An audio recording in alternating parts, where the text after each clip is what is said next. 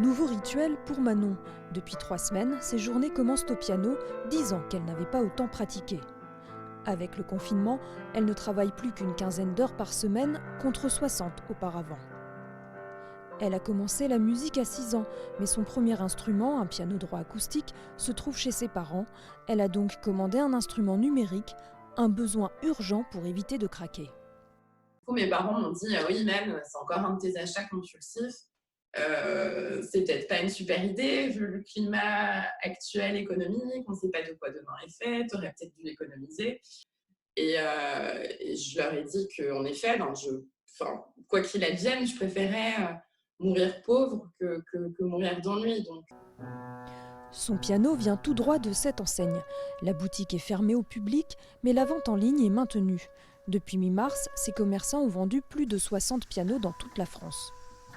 Dans l'atelier, les techniciens préparent les instruments d'occasion et aident à distance les nouveaux clients. On ressent chez nos clients, ceux qui nous appellent, qui demandent à être livrés le plus vite possible, un réel besoin de faire de la musique pour s'évader. On s'organise pour qu'ils puissent avoir une idée de l'instrument qu'ils vont acquérir en leur envoyant des photos, en faisant des vidéos. Ils ont ainsi un petit aperçu de l'instrument qui va arriver chez eux. D'ordinaire, ces lieux résonnent de toutes sortes d'instruments.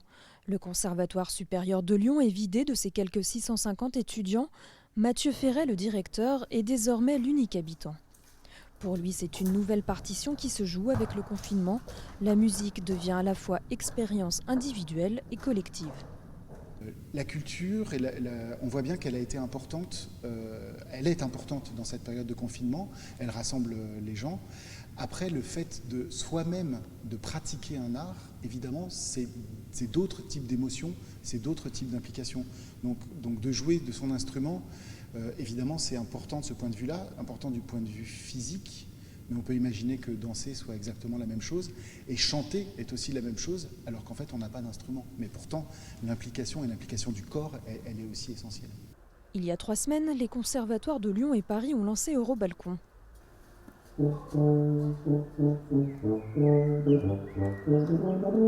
Chaque vendredi à 19h, les musiciens entonnent le Te Deum de Charpentier pour maintenir en musique le lien entre élèves et professeurs.